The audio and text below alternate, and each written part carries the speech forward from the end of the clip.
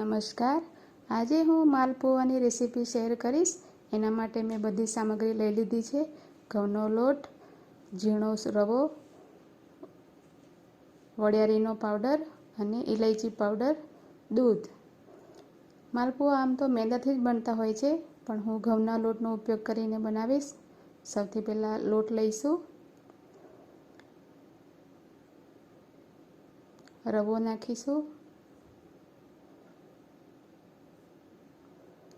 અધકચરો વાટેલા વરિયાળીનો powder અને ઇલાયચી mix કરી લઈશું।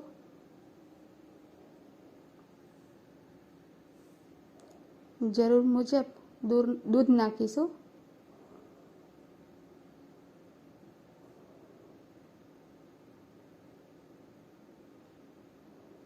સરસ રીતે આપણે બેટર રેડી કરીશું।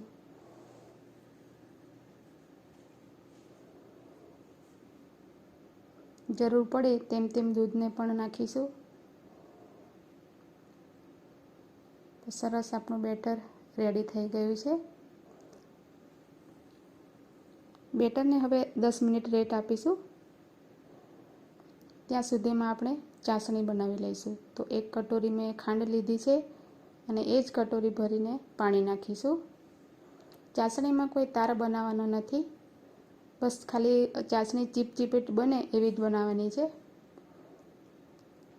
ઇલાયચી પાવડર નાખીશું,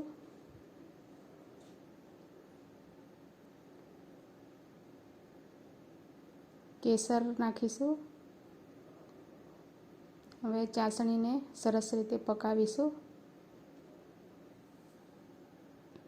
તો આપણી ચાસણી પણ સરસ રેડી થવા આવી છે। બસ નોર્મલ ચાસણી બનાવવાની છે, કોઈ તારની જરૂર નથી।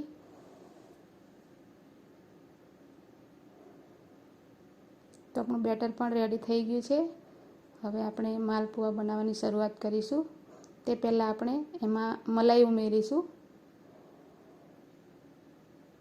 જે ઘરની જ મલાઈ હોય એ વાપરવાની, રેડીમેડ પણ વાપરી શકાય છે।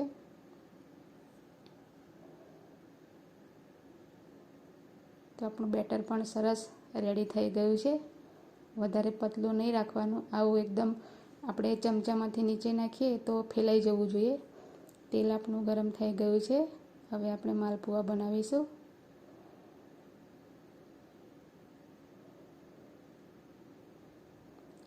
સરસ લાઇટ બ્રાઉન થાય ત્યાં સુધી પકવીશું। તો હવે આપણે બીજી તરફ ચેન્જ કરી લઈશું।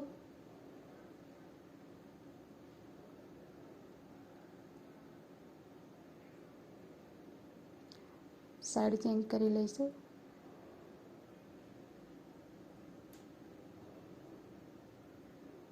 તો સરસ માલપુઆ રેડી થઈ ગયા છે। હવે આપણે ચાસણીમાં ડીપ કરીશું। 10 મિનિટ માટે આ ચાસણીમાં રાખીશું તો આપણે રસીલેદાર સરસ માલપુઆ તૈયાર થશે।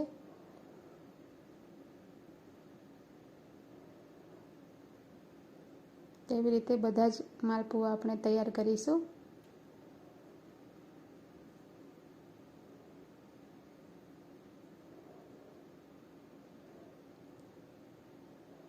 તો આપણા માલપુઆ રેડી થઈ ગયા છે। હવે આપણે સર્વ કરીશું।